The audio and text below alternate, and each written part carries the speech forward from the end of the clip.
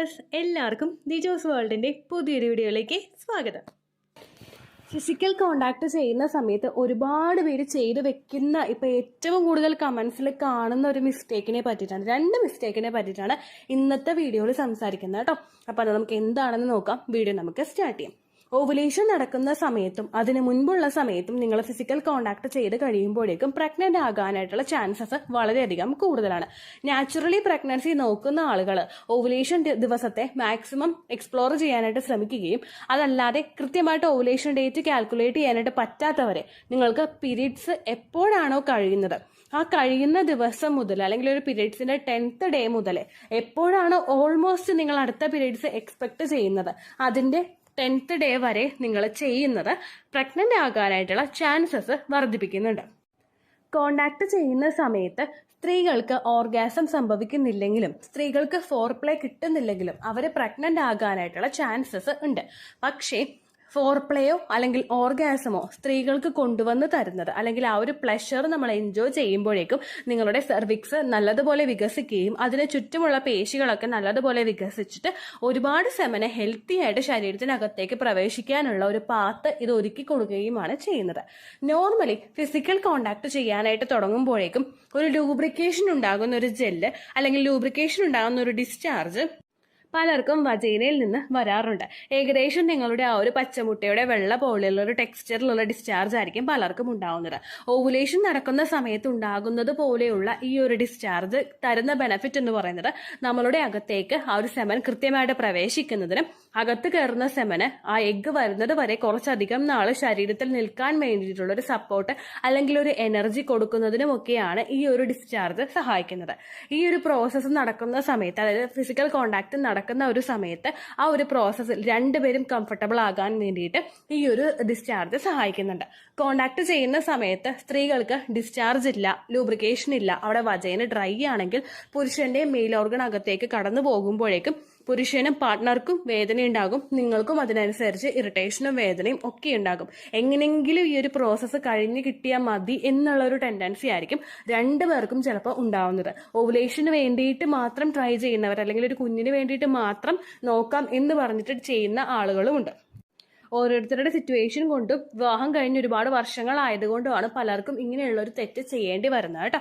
അപ്പോൾ പലരും ചെയ്തു വെക്കുന്ന മിസ്റ്റേക്സിൽ ഏറ്റവും ആദ്യത്തേതാണ് കോക്കനട്ട് ഓയിൽ ഒരു ലൂബ്രിക്കൻ്റ് ആയിട്ട് യൂസ് ചെയ്യുന്നത്. കോക്കനട്ട് ഓയിലിനെ ഒരിക്കലും നിങ്ങൾ പ്രഗ്നൻസി ട്രൈ ചെയ്യുന്നുണ്ടെങ്കിൽ ഒരു ലൂബ്രിക്കൻ്റ് ആയിട്ട് യൂസ് ചെയ്യാനായിട്ട് പാടില്ല. കോക്കനട്ട് ഓയിൽ നിങ്ങൾ കയ്യിലെടുത്ത് കഴിഞ്ഞാൽ അതിന് വഴുവഴുപ്പുണ്ടാകും. ഇത് കോണ്ടാക്ട് ചെയ്യുന്ന സമയത്ത് ആ ഒരു ഏരിയ ഡ്രൈ ആണെങ്കിൽ ഇത് നിങ്ങൾ ആ ഒരു ഭാഗത്തോ അല്ലെങ്കിൽ ഇപ്പോൾ പുരുഷന്റെ മെയിൽ ഓർഗനിലോ അപ്ലൈ ചെയ്ത് കൊടുക്കുകയാണെങ്കിൽ സ്മൂത്ത് ആയിട്ട് അകത്തേക്ക് എൻ്റർ ചെയ്ത് പോകുന്നതിന് വേണ്ടിയിട്ട് ഇത് സഹായിക്കുന്നുണ്ട്. അത് വാസ്തവമാണ്. നിങ്ങൾക്ക് ആ ഒരു പ്രോസസ്സ് രണ്ടുപേർക്കും എൻജോയബിൾ ആയിട്ട് തന്നെ മാറുകയും ചെയ്യും. പക്ഷേ നോർമലി നിങ്ങൾ പ്രഗ്നൻസി നോക്കാത്തവരാണെങ്കിൽ നിങ്ങൾക്ക് അത് ചെയ്യുന്നത് കൊണ്ട് ഒരു പ്രശ്നവുമില്ല. നിങ്ങൾക്ക് 100% നാച്ചുറൽ ആണ്, നിങ്ങൾക്ക് വേറെ സൈഡ് എഫക്ട്സ് ഒന്നും തന്നെ ഉണ്ടാവില്ല. അതുപോലെ പ്രോസസ്സ് മാക്സിമം നിങ്ങൾക്ക് എൻജോയ് ചെയ്യാനായിട്ടും സാധിക്കുന്നു. പക്ഷേ നിങ്ങൾ പ്രഗ്നൻസി നോക്കുന്ന ഒരാളാണെങ്കിൽ ലൂബ്രിക്കൻ്റ് ആയിട്ട് കോക്കനട്ട് ഓയിൽ യൂസ് ചെയ്യാനായിട്ട് പാടില്ല. എന്താണെന്ന് വെച്ച് കഴിഞ്ഞാൽ ഈ ലൂബ്രിക്കൻ്റ് ആയിട്ട് യൂസ് ചെയ്യുന്ന കോക്കനട്ട് ഓയിൽ നിങ്ങളുടെ ഹസ്ബൻഡിന്റെ സ്പേമിന്റെ മോട്ടിലിറ്റിയെ അഫക്റ്റ് ചെയ്യുന്നുണ്ട്.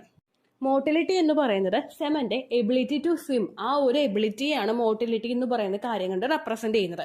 നമ്മുടെ ആ വജൈനയിൽ ഇജാക്കുലേഷൻ സംഭവിച്ചു കഴിയുമ്പോഴേക്കും ഇതിനകത്തേക്ക് സ്വിം ചെയ്ത് പോകണം, നീങ്ങി നീങ്ങി നീങ്ങി ഇതങ്ങോട്ട് പോകണം, അകത്തേക്ക് എത്തണം. അതിനെയാണ് ഈ മോട്ടിലിറ്റി എന്നുള്ളൊരു ടേം കൊണ്ട് ഉദ്ദേശിക്കുന്നത്. പക്ഷേ നിങ്ങൾ കോക്കനട്ട് ഓയിൽ അവിടെ ലൂബ്രിക്കൻ്റ് ആയിട്ട് യൂസ് ചെയ്യുകയാണെങ്കിൽ ഇതിന്റെ മൂവ്മെന്റിനെ, സെമന്റെ മൂവ്മെന്റിനെ, അതിന്റെ മോട്ടിലിറ്റിയെ അഫക്ട് ചെയ്യാനായിട്ട് ഇതിന് കോക്കനട്ട് ഓയിലിന് കാരണമാകുന്നു. അങ്ങനെ വന്നു കഴിഞ്ഞാൽ സെമന് മൂവ് ചെയ്യാനായിട്ട് പറ്റാതെ വരിക, എഗ്ഗിന് വെയിറ്റ് ചെയ്യാനായിട്ട് അത്രയും ദിവസം വരെ ശരീരത്തിൽ നിൽക്കാനായിട്ടുള്ള ഒരു എനർജിയും ഈ സെമന് കിട്ടാതെ വരികയും സെമൻ നശിച്ചു പോകുന്നതിനും ഇത് കാരണമാവുന്നുണ്ട് കേട്ടോ. അപ്പോൾ കോക്കനട്ട് ഓയിൽ ഒരിക്കലും നിങ്ങൾ ലൂബ്രിക്കൻ്റ് ആയിട്ട് യൂസ് ചെയ്യാനായിട്ട് പാടില്ല. രണ്ടാമതായിട്ട് ചെയ്യുന്ന തെറ്റ്, ഇതുപോലെ കോക്കനട്ട് ഓയിൽ യൂസ് ചെയ്യുന്നവർ ചെയ്യുന്ന ഒരു മിസ്റ്റേക്കാണ് നമ്മൾ സലൈവ യൂസ് ചെയ്യുന്നത്. നമ്മുടെ ഉമിനീര്, പുരുഷന്റെ ഉമിനീരോ സ്ത്രീയുടെ ഉമിനീരോ നമ്മുടെ സലൈവ പ്രഗ്നൻസി നോക്കുന്ന സമയത്ത് കോണ്ടാക്ട് ചെയ്യുമ്പോഴേക്കും അപ്ലൈ ചെയ്ത് കൊടുക്കുന്നത്. ഒരിക്കലും നിങ്ങൾ അങ്ങനെയും ചെയ്യാനായിട്ട് പാടില്ല. കാരണം ഈ സലൈവയ്ക്കും അതുപോലെ തന്നെ കോക്കനട്ട് ഓയിലും ഈ ഒരു മൂവ്മെന്റിനെ അഫക്റ്റ് ചെയ്യാനായിട്ടുള്ള ഒരു കപ്പാസിറ്റി ഉണ്ട്. അതുകൊണ്ട് ഈ രണ്ട് കാര്യങ്ങളും കോണ്ടാക്ട് ചെയ്യുന്ന സമയത്ത് 100% നിങ്ങൾ ചെയ്യാനായിട്ട് പാടില്ല. പ്രഗ്നൻസി നോക്കാത്തവരാണെങ്കിൽ നിങ്ങൾ ചെയ്യാം, യാതൊരു പ്രശ്നവുമില്ല. പ്രഗ്നൻസി നോക്കുന്നവർ ചെയ്യാനായിട്ട് പാടില്ല.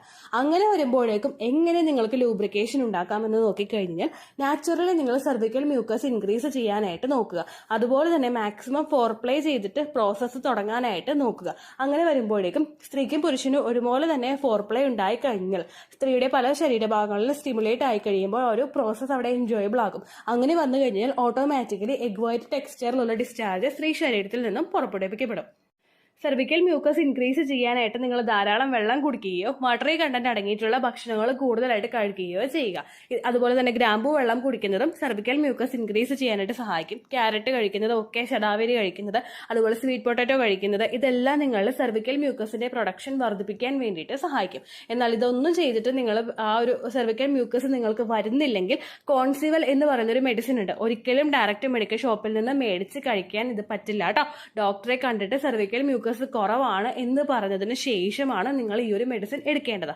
ഡോക്ടേഴ്സ് ഈ ഒരു മെഡിസിൻ കൊടുത്തിട്ട് പ്രഗ്നന്റ് ആകുന്ന ഒരുപാട് പേരുണ്ട്. നമ്മുടെ ചാനലിൽ കോൺസിവൽ എന്ന് പറയുന്ന മെഡിസിനെ പറ്റിയിട്ട് വീഡിയോ ചെയ്തിട്ടുണ്ട്. നിങ്ങൾ കണ്ടിട്ടില്ലെങ്കിൽ അത് കണ്ടു നോക്കുക. ആ മെഡിസിൻ ഉപയോഗിച്ചിട്ട് പ്രഗ്നന്റ് ആയി എന്നൊരു കുട്ടി പറഞ്ഞത് ഞാനവിടെ പിൻ ചെയ്തും ഇട്ടിട്ടുണ്ട് കേട്ടോ. അപ്പോൾ അത് നിങ്ങൾ ശ്രദ്ധിക്കുക. ഇനി അത് ചെയ്തിട്ടും നിങ്ങൾക്ക് ഡിസ്ചാർജ് ഉണ്ടാകുന്നില്ലെങ്കിൽ നിങ്ങൾ ചെയ്യേണ്ടത് മാർക്കറ്റിൽ സ്പേം ഫ്രണ്ട്ലി ആയിട്ടുള്ള ലൂബ്രിക്കൻസ് ഉണ്ടാകും. അത് നിങ്ങൾ മേടിച്ച് ഡയറക്റ്റ് ആയിട്ട് ഉപയോഗിക്കാനായിട്ട് പാടില്ല.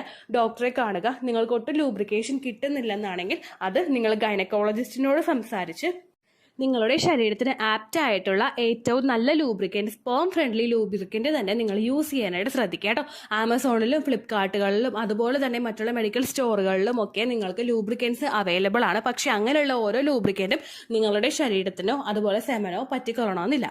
അങ്ങനെ വരുമ്പോഴേക്കും സെമൻ അകത്തേക്ക് പ്രവേശിക്കുന്നതിന് തടയുന്നതിനും അതിൻ്റെ ലൈഫ് സ്പാൻ കുറയ്ക്കുന്നതിനും ഇത് കാരണമാണോ. ഹെൽത്തി ആയിട്ടുള്ള ഒരു പുരുഷന്റെ സെമൻ സ്ത്രീ ശരീരത്തിൽ കുറഞ്ഞത് 5 ദിവസം വരെയെങ്കിലും നിലനിൽക്കും.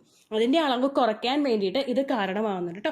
അപ്പോൾ ആ മിസ്റ്റേക്കും നിങ്ങൾ ചെയ്യാതിരിക്കുക. പിന്നെ ഇത്രയാണ് എനിക്ക് വീഡിയോയിൽ സംസാരിക്കാനുള്ളത്. പിന്നെ ഇങ്ങനെയുള്ള വീഡിയോസ് ചെയ്യുമ്പോഴേക്കും ഫിസിക്കൽ കോണ്ടാക്ട്, സെക്സ്, അങ്ങനെയുള്ള വീഡിയോസിനെ പറ്റിയിട്ട്, ടോപ്പിക്സിനെ പറ്റിയിട്ട് വീഡിയോസ് ചെയ്യുമ്പോഴേക്കും ചാനലിൽ ഒരുപാട് ഞരമ്പന്മാർ വന്നിട്ട് ഭയങ്കര മോശമായിട്ടുള്ള, ഭയങ്കര വൾഗറായിട്ടുള്ള രീതിക്ക് കമൻസ് ഇടാറുണ്ട്.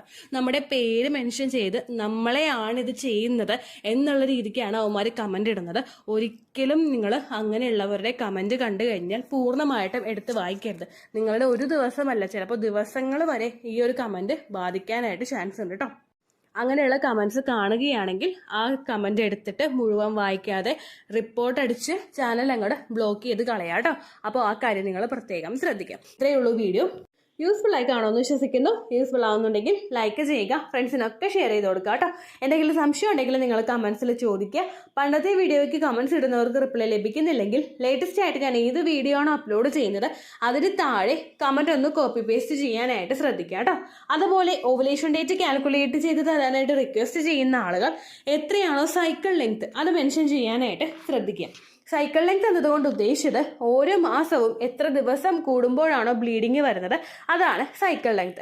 കഴിഞ്ഞ മാസം ഒരു 8-ാം തീയതിയാണ് ബ്ലീഡിങ് ആയതെങ്കിൽ ഈ മാസം 6-ാം തീയതിയാണ് ബ്ലീഡിങ് ആയതെങ്കിൽ കഴിഞ്ഞ മാസം 8-ാം തീയതി മുതൽ ഈ മാസം 6-ാം തീയതി വരെ എത്ര ദിവസമുണ്ടോ അത് കാലണ്ടറിൽ എണ്ണി തിട്ടപ്പെടുന്നതാണ് നിങ്ങളുടെ സൈക്കിൾ ലെങ്ത്. സൈക്കിൾ ലെങ്ത് നമ്മൾ കൃത്യമായിട്ട് കാൽക്കുലേറ്റ് ചെയ്യുകയാണെങ്കിൽ ഓവുലേഷൻ ഡേറ്റ് എളുപ്പത്തിൽ കണ്ടുപിടിക്കാൻ വേണ്ടിയിട്ട് ഒരുപാട് ആപ്ലിക്കേഷൻസും ഒരുപാട് ഓൺലൈൻ ആയിട്ടുള്ള വെബ്സൈറ്റുകളും ഇന്ന് നമുക്ക് അവൈലബിൾ ആണ്. പ്ലേ സ്റ്റോറിൽ പോയിട്ട് ഓൺലൈൻ ഓവുലേഷൻ ട്രാക്കർ എന്ന് ടൈപ്പ് ചെയ്ത് കഴിഞ്ഞാൽ നിങ്ങൾക്ക് അതുമായിട്ട് ബന്ധപ്പെട്ടിട്ടുള്ള ആപ്ലിക്കേഷൻസ് കിട്ടും. അത് പറ്റുന്നില്ല എങ്കിൽ ഗൂഗിളിൽ പോയിട്ട് ഓൺലൈൻ ഓവുലേഷൻ കാൽക്കുലേറ്റർ എന്ന് ടൈപ്പ് ചെയ്ത് കഴിഞ്ഞാൽ അതുമായിട്ട് ബന്ധപ്പെട്ടിട്ടുള്ള വെബ്സൈറ്റുകൾ നിങ്ങൾക്ക് കിട്ടും.